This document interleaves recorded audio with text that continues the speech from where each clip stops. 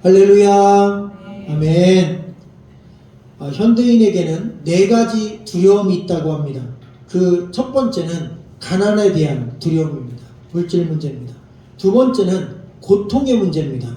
뭔가 마음이 아프거나 상처를 받으면 고통 때문에 밤잠을 못 이루거나 병원에서 치료를 받아야 됩니다.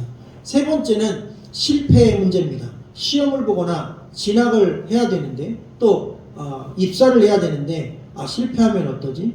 또한 뭔가 도전을 했는데 잘 안 되면 어떠지? 그런 두려움의 문제입니다. 또 하나는 죽음의 문제입니다. 이건 인류 역사가 끝날 때까지 해결되지 않는 무서운 문제이기도 합니다. 어떤 목사님이 말기 암 환자를 신방했습니다. 늘 신방 가면 목사님이 하는 말은 너무나 정확하게 일치합니다. 힘을 내세요. 그리고 주님께서 함께 하시니 또 동행하시니 하나님께서 이길 힘을 주실 겁니다. 그리고 힘들 때마다 주님을 생각하며 이기세요. 그러고 기도를 막 해드렸어요. 근데 막 기도가 끝났는데 목사님한테 솔직하게 말을 했답니다. 목사님 죄송합니다. 저는 지난 2년 동안 매일매일 오직 진통제 생각만 했습니다. 너무 아프고 너무 힘드니까 진통제 맞기 전에는 아파서 진통제 생각을 하고 진통제를 맞은 다음에는 이 약 기운이 떨어지면 그러면 찾아올 고통이 너무 심각해서 그것 때문에 또 진통제를 생각합니다. 죄송한데 하나님을 생각할 여유가 저는 아직 없습니다. 근데 그게 목사님에게는 굉장히 큰 충격으로 다가온 거예요. 본인은 한 번도 그런 고통을 느껴본 적이 없기 때문에 죽기 직전에 말기암 환자가 느끼는 고통이 어느 정도인지를 생각하지 못했다는 겁니다. 목사님은 교회에 와서 하나님 앞에 회개했습니다. 고통 가운데 신음하는 성도들의 그 아픔의 수준을 생각하지 못하고 내가 그저 말로만 위로하려고 했던 자신의 잘못이 부족함이 얼마나 큰지를 깨달았다는 간증입니다. 여러분, 우리가 현실적인 어려움과 고통을 이렇게 크게 겪다 보면 여러분 예배, 믿음, 신앙, 하나님 생각할 여유가 없습니다. 한번 쫓기는 그 극심한 어려움들을 겪다 보면 그때는 그 고통만 생각이 납니다. 그래서 사실 우리 신앙인도 이 고통의 문제에서 자유로울 수가 없다는 것이 현실적인 일입니다. 그래서 이 고통이 주는 두려움의 문제에 대한 답이 바로 시편 27편에 기록되어 있습니다. 특별히 일평생 수많은 어려움을 통해 두려움과 고통을 느꼈던 다윗이 그의 인생 가운데 어떻게 그 두려움을 이겨냈는지 오늘 말씀은 가르쳐주고 있습니다. 1절에서 6절에는 두려움과 맞서는 신앙 고백입니다. 자신이 하나님 앞에 드렸던 신앙 고백. 7절에서 12절은 그 두려움과 맞서는 예배와 기도입니다. 그리고 마지막 13절 14절은 그렇게 맞서고 났더니 하나님께서 주시는 승리의 확신과 응답이 있었다는 고백입니다. 자, 이런 배경을 가지고 우리가 우리의 인생 가운데 수많은 두려운 일, 고통의 문제 앞에서 당하는 두려운 일 가운데 어떻게 그 두려움을 맞설 수 있는지 첫 번째 비결이 나옵니다. 1절 말씀을 읽어주시면 고맙겠습니다. 시작. 여호와는 나의 빛이요 나의 구원이시니 내가 누구를 두려워하리요. 여호와는 내 생명의 능력이시니 내가 누구를 무서워하리요. 아멘. 다윗의 시를 보면 그때그때마다 하나님의 그 신명, 신의 이름이라고 하는데 부르는 명칭이 조금씩 달라요. 근데 오늘 말씀에는 일관되게 여호와 여호와 계속 여호와 하나님을 찾습니다. 여러분, 여호와 야훼 하나님은 어떤 하나님이냐면 약속을 지키는 하나님입니다. 출애굽을 통해 이스라엘을 구원해주고 또 그들을 영원토록 버리지 않겠다는 약속의 하나님, 그분이 여호와 하나님인 것입니다. 다윗은 자기의 삶 가운데 위기가 처할 때마다 야훼 하나님, 여호와 하나님, 약속을 지킨 하나님, 구원하겠다고 약속하신 하나님을 찾았습니다. 그리고 오늘 말씀 가운데 두 번째 부분 보면 여호와는 나의 빛이요라고 고백했습니다. 한번 따라해 볼까요? 여호와는 나의 빛이십니다. 아멘. 그렇게 입술로 고백한 거예요. 이 빛은 히브리어로 오리라는 말씀인데 그냥 빛이 아닙니다. 생명의 빛입니다. 놀라운 것은요, 하나님이 천지를 창조하고 처음으로 만든 게 빛이었습니다. 온 우주를 비치는 빛을 만드시고 그 다음 이 지구를 비추는 빛인 태양을 만드셨습니다.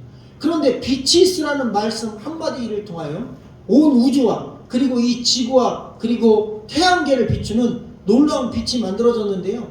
인간이 만든 이 전등은 공간만 비춥니다. 작은 불빛이죠. 그런데 하나님이 만드신 태양은 온 우주를 그리고 온 세상을 비추는 단번에 비추는 어마어마한 압도적인 스케일의 빛입니다. 그런데 여러분, 이 빛이 그냥 어둠을 밝히는 빛이 아니라 생명을 살리는 빛이라는 사실입니다. 태양이 없으면 여러분, 어둠만 없어지는 게 아니라 태양이 없으면 어둠의 문제가 되는 게 아니라 이 땅에 존재하는 인간과 지구 환경이 다 죽게 됩니다.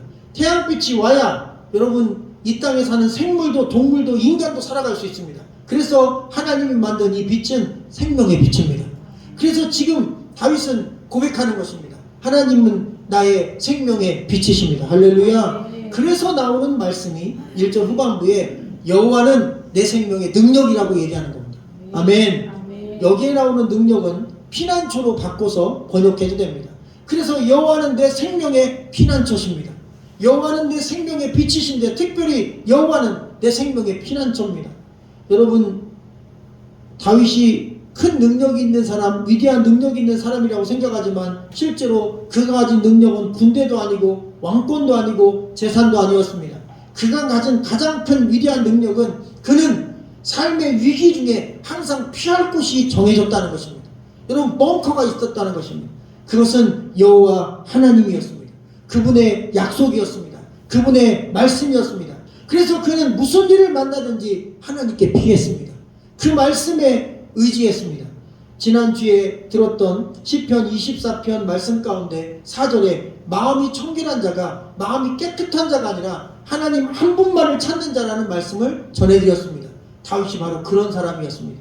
위기를 만날 때 무슨 일을 만나든지 항상 하나님 한 분만 찾았습니다. 그래서 그에게는 하나님은 피난처고 요새고 그리고 그가 피할 바위였다는 신앙 고백을 언제든지 드릴 수 있었다는 사실을 오늘 말씀을 통해 알 수 있었습니다. 그래서 여러분, 두려움과 맞서는 첫 번째 방법은 하나님 앞에 드리는 확실한 신앙 고백입니다. 한번 따라해 볼까요? 확실한 신앙 고백. 확실한 신앙 고백. 여러분, 1절 말씀이 다윗의 신앙 고백입니다. 두려움을 만났습니다. 무섭습니다. 죽을 위기에 처했습니다. 너무 마음이 떨립니다. 밤잠이 오지 않습니다. 고민이 많습니다. 그런데 그는 여러분, 감정 따라 느낌 따라 고통 가운데 자기를 좌절하고 낙망하지 않았고 오히려 신앙 따라 믿음 따라 신앙 고백을 했습니다. 두려움과 그리고 고통 중에서 그는 신앙 고백을 합니다. 여호와는 나의 빛이십니다. 여호와는 나의 구원이십니다. 그러니 내가 누구를 두려워합니까? 여호와는 나의 생명의 능력이시니 내가 누구를 무서워할 것입니까? 라고 고백했어요. 할렐루야. 그래서 두려움을 맞선 겁니다. 어떤 목사님들 보면 이 말씀을 가지고 두려움을 이기는 방법 이렇게 설교를 하는 경우 있습니다. 그런데 저는 말씀을 살펴보니까 두려움을 이길 수가 없더라고요. 왠지 아십니까? 오늘 말씀 듣고 담대해져 나갔는데 내일 또 두려워요. 건강 문제 이겼는데 경제 문제가 찾아옵니다. 경제 문제 이겼는데 자녀 문제가 찾아옵니다. 자녀 문제 이겼는데 인간관계 문제로 직장이 더 괴롭습니다. 사람은 문제 그리고 두려움 이것이 계속 반복돼서 살아있는 동안 나를 공격하고 찾아옵니다. 그래서 중요한 건 그것을 맞설 수 있는 방법이 필요합니다. 그런데 신앙 고백이 그것을 맞설 수 있는 길이라는 것입니다. 특별히 3절 말씀을 보면 이런 말씀이 있습니다. 군대가 나를 대적하여 진칠지라도 내 마음이 두렵지 아니하며 전쟁이 일어나 나를 치료할지라도 나는 여전히 태연하리로다. 말도 안 되는 고백이죠. 전쟁이 일어나 또 군대가 나를 둘러싸서 사면 초가가 되어 이제 죽기 직전인데 나는 태연하다는 것입니다. 이건 앞뒤가 안 맞는 겁니다. 감정적으로는 말이 안 됩니다. 그러나 믿음으로는 가능합니다. 내가 죽어도 살 수 있다는 믿음, 하나님이 나를 끝까지 버리지 않는다는 믿음, 나는 하나님의 자녀라는 믿음, 하나님이 나와 함께한다는 믿음, 그 믿음으로 고백하는 것입니다. 할렐루야. 그래서 현실보다 하나님 말씀이, 상황보다 하나님 말씀이 그에겐 더 우선순위에 있었던 것입니다. 여러분, 믿음의 역사는 환경이 바뀌는 게 아닙니다. 우선순위가 바뀌는 것입니다. 우리 삶의 우선순위가 환경이 아니라 하나님의 말씀으로 그렇게 우선순위가 바뀌는 것임을 믿으시기를 주의 이름으로 간절히 축원합니다. 아멘. 다윗이 맞이한 두려움을 제가 한번 분석해 보니까 첫째는 마음의 고통입니다. 자기가 믿었던 아들이 자기를 배신하고 자기 신하들이 자기를 배신하고 자기의 또 자기를 사랑하고 아꼈던 자기 왕인 사울왕이 자기를 죽이려고 칼을 들고 쫓아오고 수많은 배신들 그리고 수많은 상처들 그리고 수많은 칼과 그리고 창의 공격들 그리고 죽음의 공포들 마음이 너무 고통스러운 거예요. 실패의 두려움이 있습니다. 자기가 순간의 실수로 한 가정을 파멸시키고 한 사람에게 죽음을 맞이하게 살인죄를 저지르고 그리고 자기 아들이 죽고 자녀들이 서로 죽고 죽이는 피 튀기는 그런 실패의 두려움 그 다음 죽음에 대한 두려움 자기를 대적이 쫓고 아들이 죽이려고 칼을 들고 쫓아오는 그 공포 속에서 그는 신음했습니다. 27편에 나오는 단어들을 보면 알 수 있습니다. 나의 대적, 원수, 악인들, 군대, 전쟁, 환난날 이런 모든 단어들을 보면 그가 무시무시한 두려움과 위기 속에 빠져 있었다는 것을 알 수 있습니다. 사람들은 오해할 수 있습니다. 다윗이 공포도 느끼지 않고 두려움도 느끼지 않는 믿음이 있었다고요. 아닙니다. 여러분 그런 믿음은 세상에 없습니다. 인간은 누구나 공포를 느끼고 인간은 누구나 두려움을 느낍니다.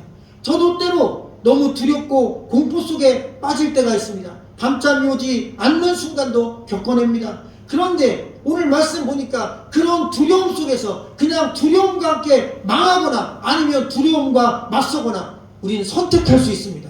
인간이 할 수 있는 위대한 축복 중에 하나는 내게 주어진 환경을 어떻게 맞설지 선택할 수 있는 건 우리에게 주어졌다는 것입니다. 함께 무너질지 아니면 맞설지 지든 이기든 한번 맞서는 것입니다. 그래서 다윗은 맞서기로 결정합니다. 두려운 일, 위기 그 모든 상황 속에서 비록 자기는 두렵지만 나는 두렵지 않습니다. 나는 무섭지 않습니다. 나는 오히려 태어납니다라고 반복해서 입으로 자신의 신앙을 고백한 것입니다. 할렐루야. 무서우니까요. 자꾸 두렵지 않다고 하는 겁니다. 겁나니까 나는 태어나다고 얘기하는 겁니다.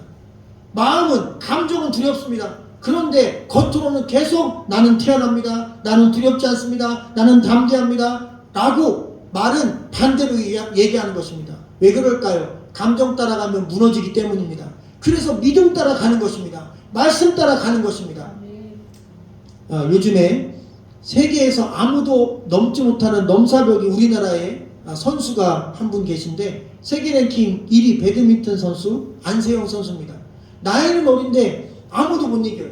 가만히 경기하는 거를 지켜보면 1세트부터 3세트까지 1세트는 좀 살살합니다. 그래서 지기 직전에 역전해서 이기고 2세트, 3세트는 압도적으로 이겨버립니다. 그런데 어느 누구도 안세영을 넘어서지 못해요. 하여튼 경기가 딱 시작되면 일단 무조건 그 경기에서 어지간하면 안세영이 큰 부상만이면 1등합니다. 그런데 실제로 안세영이 건강하냐고요? 아닙니다. 그 종합병원입니다. 무릎도 상태가 안 좋고 팔, 어깨 모든 부분이 문제가 심각합니다. 수술이나 아니면 치료를 받아야 될 상황임에도 불구하고 계속 경기에 나갑니다. 가끔 보면 그래서 온몸에 팔과 다리에 압박 테이프를 붙이고 경기를 하고 중간중간 너무 고통이 심해서 아주 드문데 연에 한 번이나 2년에 한 번은 경기를 포기하는 경우도 있습니다. 그런데 대부분은 끝까지 경기가 시작되면 마치 안 아픈 사람처럼 계속 집중해서 경기를 합니다. 테이프를 칭칭 감고 경기를 합니다. 여러분 고통이 없어서요? 아프지 않아서요? 그게 아닙니다. 그냥 맞서는 것입니다. 끝까지 경기에 임해서 끝까지 승리할 때까지 맞서는 겁니다. 그래서 승리하는 것입니다. 여러분 인생도 똑같습니다. 어려움이 없어서 아니면 두려운 일이 없어서 우리가 잘 되고 우리가 승리하고 평안한 게 아닙니다. 두려움과 맞서서 승리를 쟁취하고 할렐루야. 어려움과 맞서서 믿음으로 평안을 쟁취하는 것입니다. 여러분 그래서 하나님의 나라는 진노하는 자의 것입니다. 두려움을 넘어설 수 있고 그리고 우리에게 있는 공포와 어려움들을 넘어설 수 있고 우리가 인간적으로 할 수 없지만 오늘 말씀 보니까 믿음으로 이겨낼 수 있는 길, 넘어설 수 있는 길이 순간순간 있다는 사실을 여러분 기억하기를 주님의 이름으로 간절히 축원합니다. 성경에서 가장 요상한 이름이 하박국입니다. 호박국하고 비슷한데 이 하박국 선지자는 그의 신앙 고백을 우리가 기억합니다. 하박국 3장 17절 19절 이 말씀만 기억합니다. 비록 무화과 나무가 무성치 못하며 포도나무에 열매가 없으며 감람나무에 소출이 없으며 밭에 먹을 것이 없으며 우리의 양이 없으며 외양간에 소가 없을지라도 나는 여호와로 말미암아 즐거워하며 나의 구원의 하나님으로 말미암아 기뻐하리로다. 주 여호와는 나의 힘이시라. 아멘. 그래서 여러분 이거 노래로도 많이 부르잖아요. 난 여호와로 즐거워하리 뭐 이렇게 찬양하며 기뻐하는데, 그래서 혹시 우리가 가진 게 없을지라도 또 어려운 일이 있을지라도 우리가 이 하박국처럼 기뻐하고 감사하고 즐거워하는 믿음을 가집시다. 많이 말씀을 전합니다. 그래서 이 말씀을 기억합니다. 그런데 사실 이 3장 17절 19절 사이의 말씀 앞에 16절에 어마어마한 무서운 말씀이 있습니다. 16절 말씀의 일부를 제가 읽어드리겠습니다. 전쟁의 소문을 듣고 내 창자가 흔들리고 입술이 떨리고 내 뼈가 썩고 몸이 떨렸다. 여러분 이 17절에 이 즐겁다는 말씀을 하기 직전에 그는 전쟁의 소식을 들은 겁니다. 하나님이 그에게 환상을 보여주시고 영감을 주셔서 전쟁을 통해 온 나라 사람들이 처참하게 죽어가고 그리고 어떻게 패망할지를 보게 된 겁니다. 여러분 전장의 참상을 환상으로 본 거예요. 너무 두려운 거예요. 뼈가 썩었대요. 몸이 썩었대요. 창자가 흔들렸대요. 입술이 덜덜덜덜 떨렸대요. 그 소문을 듣자마자 온몸이 마비가 된 겁니다. 공포에 휩싸인 거예요. 두려움이 찾아온 거예요. 그런데 그의 감정, 그의 느낌은 전쟁 때문에 무섭고 죽을 것만큼 두렵고 견딜 수 없는 몸의 떨림이, 창자가 떨리는 그런 고통이 있습니다. 그런데 그는 그 고통 중에 말한 거예요. 그 아픔 중에 말한 거예요. 그 시름 중에 말한 거예요. 그 두려움 중에 고백한 거예요. 비록 전쟁의 소문이 내 창자를 흔들고 내 몸을, 내 뼈를 썩게 만들지 몰라도 나는 여호와 때문에, 구원의 하나님 때문에 그분으로 말미암아 나는 기뻐하리로다. 할렐루야. 여러분 이것은 감정의 고백이 아닙니다. 믿음의 고백입니다. 할렐루야. 그래서 사실 감정선과 믿음의 선을 여러분 분리해서 가야 우리는 승리할 수 있습니다. 감정 따라가면 망합니다. 믿음 따라가야 삽니다. 할렐루야. 여러분 느낌 따라가면 무너집니다. 말씀 따라가면 이깁니다. 그래서 다윗도 하박국도 성경에 나온 위대한 인물들은 우리보다 위대한 사람이 아니라 말씀 따라간 사람들입니다. 감정보다 말씀 따라가고 여러분 느낌보다 두려움보다 상황보다 환경보다 하나님의 말씀에 집중했던 사람입니다. 그래서 우리는 느낌이나 감정이 아니라 하박국처럼 다윗처럼 여호와 하나님의 말씀에 집중하는 그러한 신앙을 가질 때, 신앙 고백을 가질 때 두려움을 극복하고 이겨낼 수 있는 줄로 믿으시기를 주의 이름으로 간절히 축원합니다. 그리고 두 번째는 예배의 힘입니다. 한번 따라 볼까요? 예배의 힘. 예배가 무슨 힘이 있을까? 우리가 반복적으로 교회 그냥 나오는 거, 이건 그냥 주일 지키는 거 아닌가? 그리고 예배 끝나고 나간다고 여러분이 기분이 생기시는 건 아니잖아요. 제가 어제 결혼식장에 갔는데 교회를 막 와서 4시에 뭔가 급하게 해야 될 일이 있어서 4시 결혼식이라 3시 반에 갔다가 밥을 먹을 수가 없더라고요. 그랬는데 교환권, 요즘에는 이제 가면 밥 못 먹으면 교환권 주잖아요. 근데 선택의 여지가 많았어요. 일단 와인이 있었고, 뭐 고급은 아니에요. 2개 합쳐서 5만원 선. 그 다음에 과자 세트가 있는데 제가 혈당이 좀 있어서 과자는 먹고 싶지만 버리고, 그 다음에 또 호두과자 세트 비슷한 게 또 있는데 그것도 먹으면 과혈당으로 주일에 못 살까봐 그것도 버리고, 보니까 홍삼 세트가 있어요. 할렐루야. 이것은 명절에 저에게 주시는 건강 보약이다 생각하고 이제 뷔페 대신 홍삼 세트를 들고 왔어요. 여러분 홍삼 먹으면 우리 몸이 힘을 얻는다고 합니다. 그래서 우리가 열심히 홍삼을 먹지 않습니까? 그런데 예배가 힘이라는 거예요. 제가 홍삼 먹으면서 항상 느낍니다. 진짜 힘이 생기는가 의심이 많이 들어요. 여러분 안 그렇습니까? 몇 봉을 먹어야 힘이 생기는 거예요. 그냥 힘이 생긴다니까 열심히 먹는데 먹는다고 힘이 불끈불끈 솟진 않거든요. 피곤이 막 다 금방 사라지잖아요. 예배도 마찬가지입니다. 한 번 드렸다고 해서 우리가 갑자기 막 없던 삼성과 같은 힘이 확 올라오는 게 아닙니다. 차근차근 쌓입니다. 할렐루야. 여러분 차근차근 계단 1000개, 10,000개 올라가는데 오늘 예배 때 계단 1개 올라간 거예요.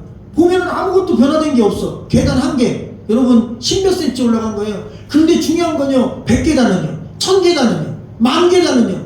우리가 쭉쭉쭉 올라가다 보면 어느새 이만큼 올라가 있는 나를 봅니다. 할렐루야. 네. 예배는 차근차근 올라가는 계단과 같습니다. 네. 쌓이는 블럭과 같습니다. 어느새 건물이 되고 건축되는 놀라운 역사가 있어요. 예배에 힘이 있다는 겁니다. 4절 말씀인데 여러분이 한번 읽어주시면 감사하겠습니다. 시작. 내가 여호와께 바라는 한 가지 일 그것을 구하리니 곧 내가 내 평생에 여호와의 집에 살면서 여호와의 아름다움을 바라보며 그의 성전에서 사모하는 그것이라. 아멘. 아멘. 여기 내가 여호와께 바라는 딱 한 가지 일이 있다고 했어요.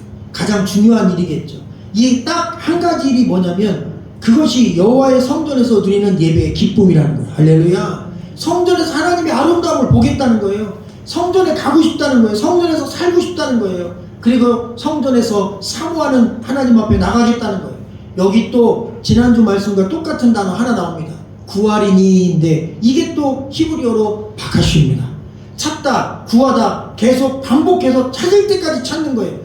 제가 한 가지 일을 구하겠습니다. 그게 예배의 기쁨입니다. 성전에서 살고 싶습니다. 하나님께만 경배하고 하나님만을 바라보고 싶습니다. 그런데 그 예배의 기쁨을 박하시하겠습니다. 계속 쉬지 않고 찾고 구하겠습니다. 할렐루야. 네. 자기가 가장 위기에 있을 때, 두려움에 있을 때 그가 갈망했던 건 하나님의 전에 나가 예배 드리면서 그 두려움과 맞설 힘을 예배를 통해 공급받겠다는 겁니다. 영적인 홍삼입니다. 할렐루야. 영적인 에너지를 예배를 통해 그는 공급받습니다.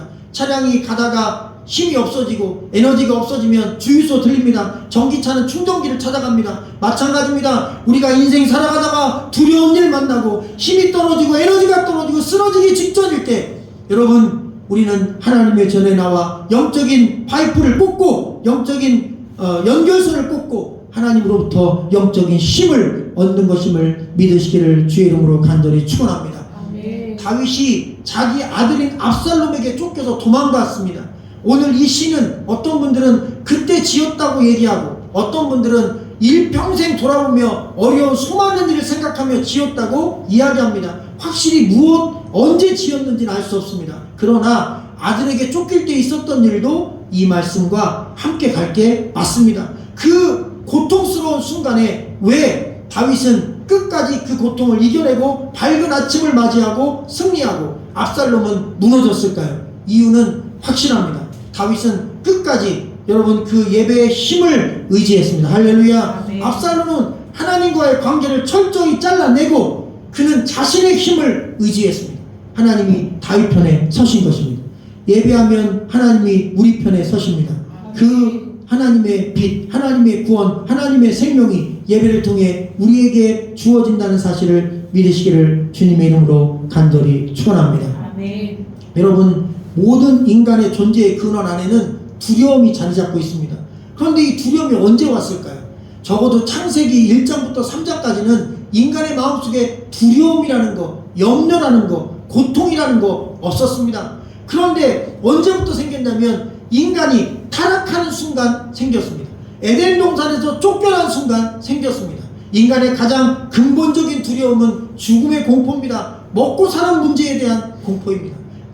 결국 얘기하다 보면 삶과 죽음의 문제입니다. 그런데 그 삶과 죽음의 문제가 에덴 동산에는 없었습니다. 영생했습니다.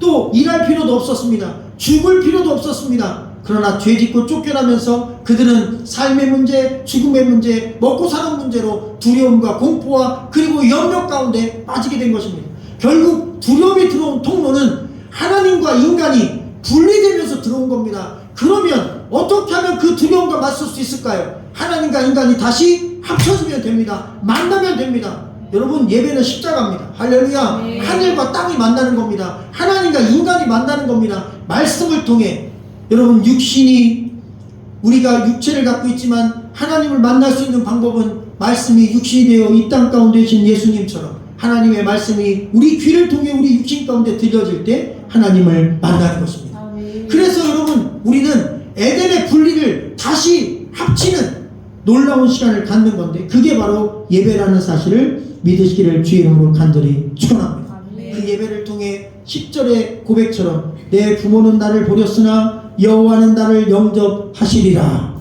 여러분 요즘에 부모가 자식을 버리는 경우가 있더라고요. 어떤 분이 그러더라고요. 부모가 자녀와 동반 자살했다고 하는데 틀렸다는 거예요.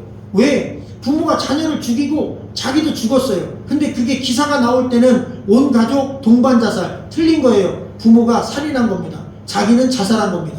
잘못된 거예요. 근데 부모가 자녀를 죽이는 일도 있더라고요. 자녀를 버리는 일도 있더라고요. 그 버림받은 자녀의 그 상처는 얼마나 크겠습니까? 그런데 다윗이 고백하는 거예요. 인간 부모는 혹시 나를 버릴지 몰라도 여호와는 나를 버리지 않고 영접하시리라. 아멘. 좋으신 하나님에 대한 믿음이 어떤 어려움 속에서 흔들리지 않았어요. 여러분, 인간은 그러나 연약합니다.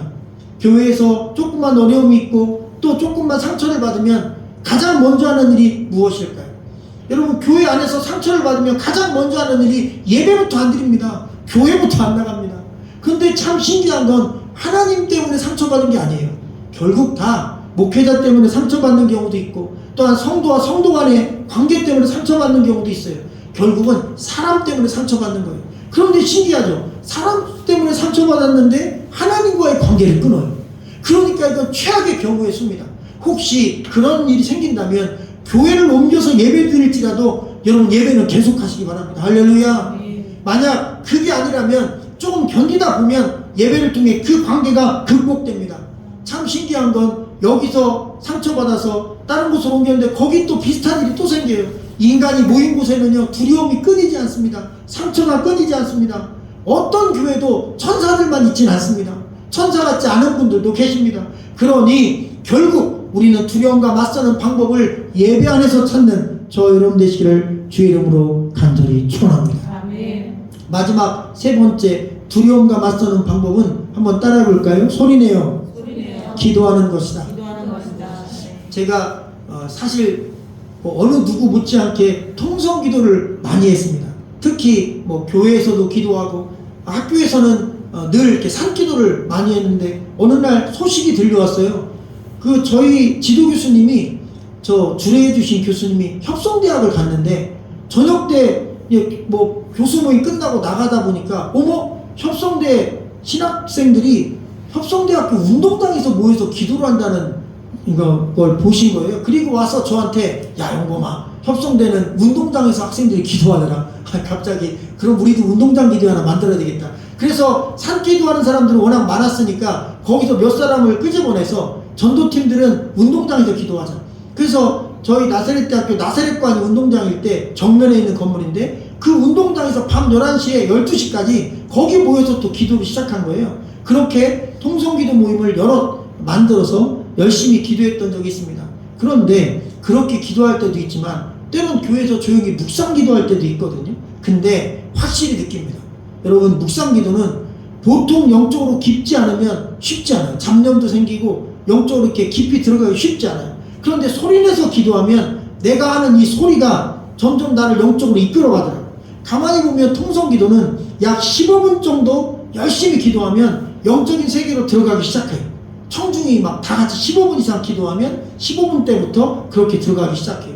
근데 주일 낮예배 때는 우리가 15분간 통성 기도하기가 쉽지 않습니다. 그러나 중요한 건 여러분 3분이면 어떻고 1분이면 어떻습니까? 말씀 따라 소리내서 한번 기도해보는 거예요. 아멘. 아멘. 오늘도 예배 마치고 오늘은 반주만 맞춰서 우리 소리내서 한번 크게는 아니더라도 기도할 텐데 여러분 내 마음에 있는 하나님을 향한 마음을 소리내서 기도하는 것입니다. 오늘 4절 마지막 부분에 보면 그의 성전에서 사모하는 그것이라 이렇게 되어 있어요. 우리 한글 성경은 사모한다 이렇게 써놨어요. 여러분 사모라는 단어가 어떤 뜻일까요? 여러분 사랑한다는 의미로 다가오잖아요. 근데 사실 ask, 묻는다는 뜻입니다. 이게 원어에서는 물어본다는 뜻이에요. 그러면 성전에서 물어봐요. 누구에게? 성전에 왜 갔어요? 예배하러? 그런데 물어봐. 누구에게? 하나님께. 그럼 하나님께 묻는 건 어떤 행위입니까? 기도하는 것입니다. 할렐루야. 예배는 하나님께 영광 올려드리는 거고 여러분 기도는 하나님께 묻는 것입니다. 하나님의 뜻을 묻는 거예요. 하나님의 응답을 구하는 거예요. 문을 두드리는 거예요. 에스크, 묻는 겁니다. 그래서 이것은 하나님의 성전에서 기도하는 그것이라 합니다. 그래서 예배의 힘과 더불어 기도의 힘이 우리로 하여금 이 두려움을 이기게 해준다는 사실을 믿으시기를 주님의 이름으로 간절히 축원합니다. 7절 말씀 보면 여호와여 내가 소리내어 부르짖을 때에 들으시고 또한 나를 긍휼히 여기사 응답하소서. 내가 소리내어 부르짖을 때에 혼신의 힘을 다해 하나님께 메어 달려 기도한다는 의미의 말씀임을 기억하기를 주님의 이름으로 간절히 축원합니다. 아멘. 마지막 13절 14절 읽고 기도하기 원하는데요. 한번 저와 함께 다 같이 읽어볼까요? 시작. 내가 산자들의 땅에서 여호와의 선하심을 보게 될 줄 확실히 믿었도다. 너는 여호와를 기다릴지어다. 강하고 담대하여 여호와를 기다릴지어다. 아멘. 지금 우리가 보는 성경은 개역개정 성경입니다. 성경이 많이 이제 계속 바뀌었는데 이 성경 직전 성경을 개역 성경이라고 합니다. 근데 그 개역 성경에서는 사실 이 부분을 조금 더 정확히 번역했어요. 왜 이렇게 바꿨나 모르겠어요. 그 앞전의 성경은 이렇게 썼어요. 여호와의 선하심 대신 여호와의 은혜를 볼 것을 믿었도다 그랬어요. 제가 볼 때는 이 개역 성경의 번역이 조금 더 분명한 것 같아요. 바꾼 이유는 잘 모르겠어요. 여호와의 은혜를 볼 것을 나는 믿었다. 다윗의 확신입니다. 그는 예배를 통해 하나님께 허락하시는 은혜를 볼 것을 믿었다는 것입니다. 두려움을 이길 은혜, 그 힘을 주실 것을 믿었다는 것입니다. 미국 사람들이 자주 쓰는 격언 가운데 이런 글귀가 있습니다. 두려움이 노크를 할 때 믿음이 나가서 문 밖을 보니 거기 아무것도 없었다. 참 재밌는 명언 아닙니까? 두려움이 내 삶을 자꾸 노크해서 나를 두렵게 해서 믿음이 문을 열고 나갔더니 뭐야? 그랬더니 어머 두려움이 없어진 거예요. 그래서 두려움과 믿음이 만나면 두려움이 사라집니다. 할렐루야. 두려움은 감정으로 맞서면 집니다. 그러나 믿음으로 맞서면 넘어설 수 있다는 말씀입니다. 오늘 14절 끝절에 보면 너는 여호와를 기다릴지어다. 강하고 담대하여 여호와를 기다릴지어다. 이걸 붙여보니까 기다리고 기다려라. 오늘 말씀 전체와 묶어서 이 말씀을 하나로 묶으니까 이렇게 됩니다. 하나님께서 끝났다고 하기 전까지 아직 끝난 것이 아니니 다윗은 어떤 상황 속에서도 하나님께 희망을 품고 기다리고 기다렸다. 그는 예배하며 기도하며 기다리고 기다렸다는 겁니다. 할렐루야. 그러니 조급해하지 말고 우리 삶 가운데 어떤 위기, 어떤 두려움이 찾아와도 분명한 신앙 고백을 가지고 예배와 기도를 드리며 하나님을 믿고 기다리고 또 기다려라 그랬습니다. 할렐루야. 저도 주어진 생애 가운데 예수님 믿고 지금까지 한 50여 년 이상 하나님의 은혜를 기다리고 또 기다립니다. 그리고 주어진 삶에 수많은 두려운 이들을 만났지만 아직 여전히 목회자로 건재합니다. 우리가 오늘 이렇게 살아있고 건강하게 예배 드리고 있고 하나님 앞에 나올 수 있는 것은 이 예배를 통해 여러분이 기다릴 수 있었기 때문임을 믿으시기를 주님의 이름으로 간절히 축원합니다. 찬송가 432장에는 큰 물결이 설레는 어두운 바다라는 찬송가가 있습니다. 저도 한 번도 불러본 적이 없어요.